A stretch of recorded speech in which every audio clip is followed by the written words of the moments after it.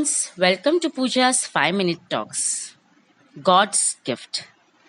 God has gifted us with five senses like eyes for seeing, ears for hearing, nose for smelling, tongue for tasting, and skin for a touch sense. However, have you ever thought of such people who have some disabilities and still they are doing wonders in their life? Nevertheless, I will share about such people with you. My maid, she lost her talking sense when she was affected by a severe fever in her childhood. She can listen, understand, but pity she cannot express in words what she wants to convey in her workplace. So she takes help of her colleagues who joins her for household chores.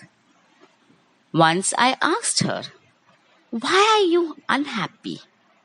She tried to express, but with some facial gestures and hand movements, I could get few of her words and felt very bad. This experience of mine was a watershed of my life. From that day, I decided that I will value to all God given gifts to me. I started talking about very valuable talks and departed myself from criticizing anybody. Started thinking in a healthy pattern. So, to make it more healthier, I joined yoga class, which really helps to balance mental as well as physical pains of life. Moreover, it also releases stress and fatigue. When I started my yoga classes, I met a girl of around 30 years who is physically challenged and completely disordered. Everyone at yoga class are highly impressed by her attitude. She has hidden potentialities and attributes which nature has given her to survive. She is self motivated, and though she is physically disabled, she would still try to do almost all asanas. She is strong observer and cannot speak clearly but understand and takes her life in whatever shape she has.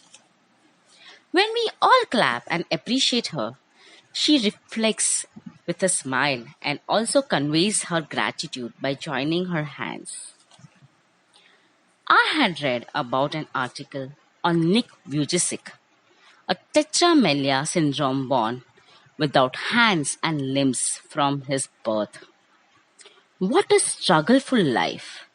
Yet a great inspirational speaker, a good swimmer, and an owner of non-profitable organization for disables. In his childhood, he was very depressed and an isolated child.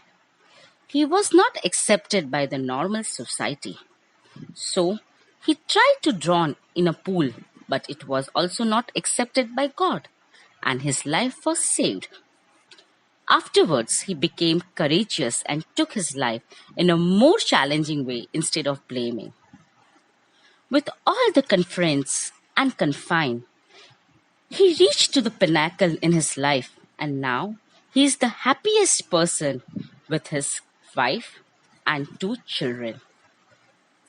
With these illustrations, I would just sum up with a remarkable note that one must value to the God given gift and also accept the realities of life for a fruitful survival. Thank you. Do not forget to press the like button, share my video, and subscribe. Let me know about more topics according to you.